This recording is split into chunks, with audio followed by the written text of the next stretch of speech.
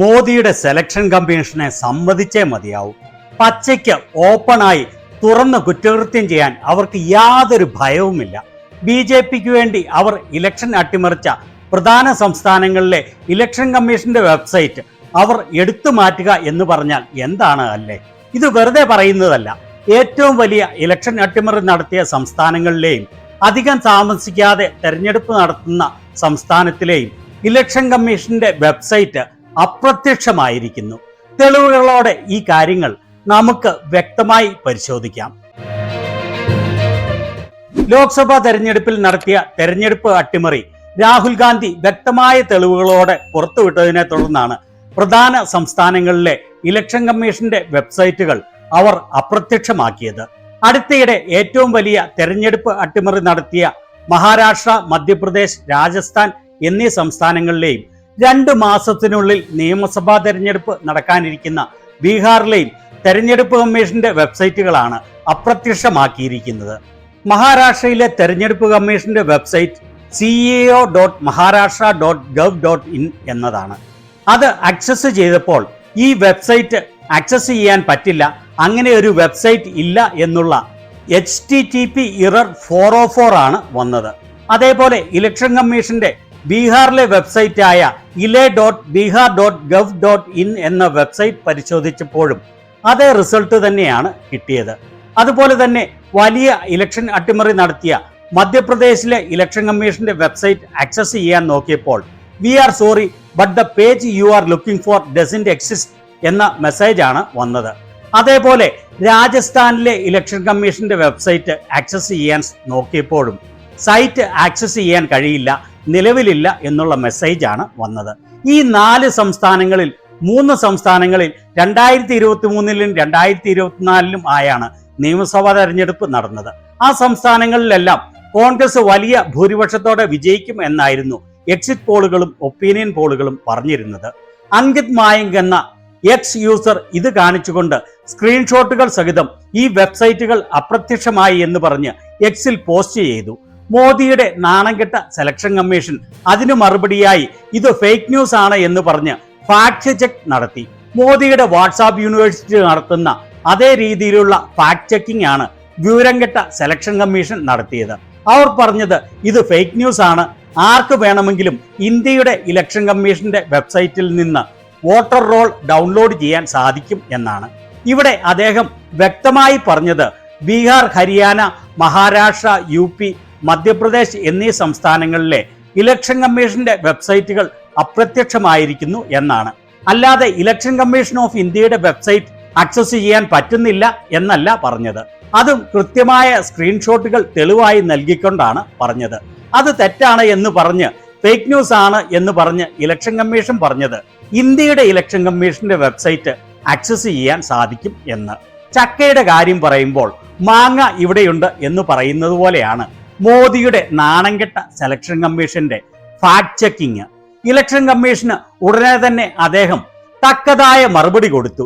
നുണ പറയുന്നത് നിർത്തുക, ഈ സംസ്ഥാനങ്ങളിലെ ഇലക്ഷൻ കമ്മീഷന്റെ വെബ്സൈറ്റുകൾ അപ്രത്യക്ഷമായിരിക്കുകയാണ്, ആക്സസ് ചെയ്യാൻ കഴിയുന്നില്ല, അതിനുള്ള തെളിവ് ഇതാണ് എന്ന് പറഞ്ഞുകൊണ്ട് വീണ്ടും സ്ക്രീൻഷോട്ട് പങ്കുവച്ചിരിക്കുന്നു. അതുപോലെ തന്നെ അദ്ദേഹം പറഞ്ഞത് അദ്ദേഹം ഇത് ചെക്ക് ചെയ്യുന്നതിന്റെ കൃത്യമായ സ്ക്രീൻ റെക്കോർഡിങ്ങും ആർക്കൈവുകളും അദ്ദേഹത്തിന്റെ കയ്യിലുണ്ട്. ഇലക്ഷൻ കമ്മീഷനോ BJPക്കോ ചങ്കൂറ്റമുണ്ടെങ്കിൽ തനിക്ക് എതിരെ FIR ഫയൽ ചെയ്യുക, ഞാൻ നിങ്ങളെ വെല്ലുവിളിക്കുകയാണ് എന്ന് കൃത്യമായ തെളിവുകളോടെ അദ്ദേഹം ഇത് പുറത്തുവിട്ടിട്ട് ഇലക്ഷൻ കമ്മീഷനെയും BJPയെയും വെല്ലുവിളിച്ചിരിക്കുകയാണ്. ഞാൻ പറയുന്നത് തെറ്റാണെങ്കിൽ നിങ്ങൾക്ക് ചങ്കൂറ്റമുണ്ടെങ്കിൽ തനിക്കെതിരെ FIR ഫയൽ ചെയ്യാൻ എന്ന്. ഇദ്ദേഹം പറയുന്നത് വെറുതെയല്ല എന്ന് ഞാൻ സ്വയം ചെക്ക് ചെയ്ത് വേരിഫൈ ചെയ്യുകയും ചെയ്തു. അദ്ദേഹം ഇത് ചെക്ക് ചെയ്തത് ഓഗസ്റ്റ് 8-ാം തീയതിയാണ്. ഞാൻ ഈ വീഡിയോ റെക്കോർഡ് ചെയ്യുന്നത് ഓഗസ്റ്റ് 9-ാം തീയതി രാത്രിയിലാണ്. ആ സമയത്ത് ഈ വെബ്സൈറ്റുകൾ പ്രവർത്തിക്കുന്നുണ്ടോ എന്നുള്ളത് ഇതാ വ്യക്തമായി കണ്ടുകൊള്ളൂ. ഇത് മഹാരാഷ്ട്രയിലെ ഇലക്ഷൻ കമ്മീഷന്റെ വെബ്സൈറ്റ് ആണ്. വെബ്സൈറ്റ് അഡ്രസ് ടൈപ്പ് ചെയ്യുമ്പോൾ ഇത് അവൈലബിൾ അല്ല, ഈ സൈറ്റ് നിലവിലില്ല എന്നാണ് ഇവിടെ ഓഗസ്റ്റ് 9-ാം തീയതി രാത്രിയിലും വ്യക്തമായി കാണിക്കുന്നത്. ഇനി ഇതാ ബീഹാറിലെ ഇലക്ഷൻ കമ്മീഷന്റെ വെബ്സൈറ്റ്, അത് ഇപ്പോൾ പ്രവർത്തിക്കുന്നുണ്ട്. ഓഗസ്റ്റ് 8-ാം തീയതി പ്രവർത്തിക്കുന്നില്ലായിരുന്നു. ഓഗസ്റ്റ് 9 രാത്രി 10:30 ഞാൻ ചെക്ക് ചെയ്തപ്പോൾ ബീഹാറിലെ ഇലക്ഷൻ കമ്മീഷന്റെ വെബ്സൈറ്റ് പ്രവർത്തിക്കാൻ തുടങ്ങി. പക്ഷേ അതിൽ ഒരു വലിയ ചതി ഒളിഞ്ഞിരിപ്പുണ്ട്. അത് മറ്റ് 2 സംസ്ഥാനങ്ങളിലെ വെബ്സൈറ്റുകൾ കൂടി ചെക്ക് ചെയ്തിട്ട് വ്യക്തമാക്കാം. രാജസ്ഥാനിലെ ഇലക്ഷൻ കമ്മീഷന്റെ വെബ്സൈറ്റ്, അതും ചെക്ക് ചെയ്യുമ്പോൾ ഫലം അതുതന്നെയാണ്. ആ വെബ്സൈറ്റും ഇപ്പോഴും പ്രവർത്തിക്കുന്നില്ല. ഇനി മധ്യപ്രദേശിലെ നോക്കാം. അവിടെ നിയമസഭാ തെരഞ്ഞെടുപ്പ് കഴിഞ്ഞത് 2 വർഷങ്ങൾക്ക് മുൻപാണ്. ഏതായാലും ഇപ്പോൾ മധ്യപ്രദേശിലെ ഇലക്ഷൻ കമ്മീഷന്റെ വെബ്സൈറ്റ് പ്രവർത്തിക്കുന്നുണ്ട്.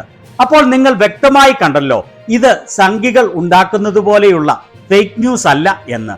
ഇപ്പോഴും രാജസ്ഥാനിലെയും മഹാരാഷ്ട്രയിലെയും ഇലക്ഷൻ കമ്മീഷന്റെ വെബ്സൈറ്റുകൾ പ്രവർത്തിക്കുന്നില്ല.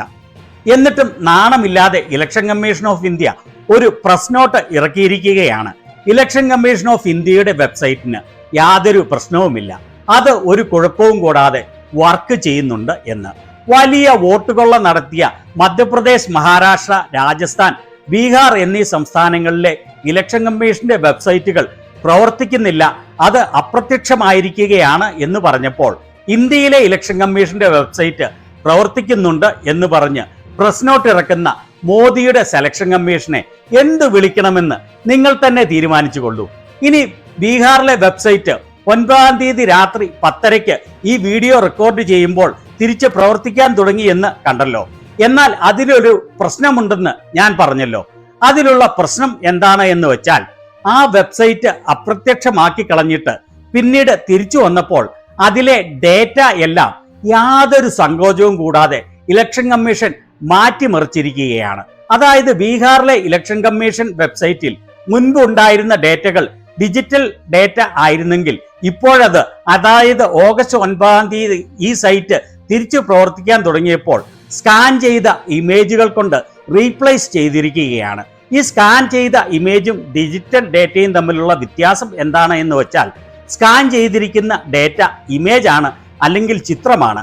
അത് ഒരു പ്രോഗ്രാം വെച്ച് അനലൈസ് ചെയ്യാൻ കഴിയില്ല, മറിച്ച് മാനുവലായി നോക്കി വേണം എന്തെങ്കിലും പിഴവുണ്ടോ എന്ന് കണ്ടെത്താൻ. ബീഹാറിൽ ഉടനെ നടക്കുന്ന തെരഞ്ഞെടുപ്പിന് മുൻപ് അവിടെയുള്ള അട്ടിമറി ആരും കണ്ടുപിടിക്കരുത് എന്ന ഉദ്ദേശത്തോടുകൂടി നഗ്നമായ കള്ളത്തരമാണ് ഭരണഘടനാ സ്ഥാപനം ആയിരിക്കേണ്ട ഇലക്ഷൻ കമ്മീഷൻ ചെയ്തിരിക്കുന്നത്. ഇവർക്ക് നഗ്നമായി ഏതു വലിയ കുറ്റകൃത്യവും ചെയ്യാൻ ഒരു മടിയും ഇല്ലാതായി തീർന്നിരിക്കുകയാണ്. ഇതുപോലെ നാണംകെട്ട കള്ളത്തരം ചെയ്യുന്ന മോദിയുടെ സെലക്ഷൻ കമ്മീഷനെ കുറിച്ച് നിങ്ങളുടെ അഭിപ്രായം എന്താണ്?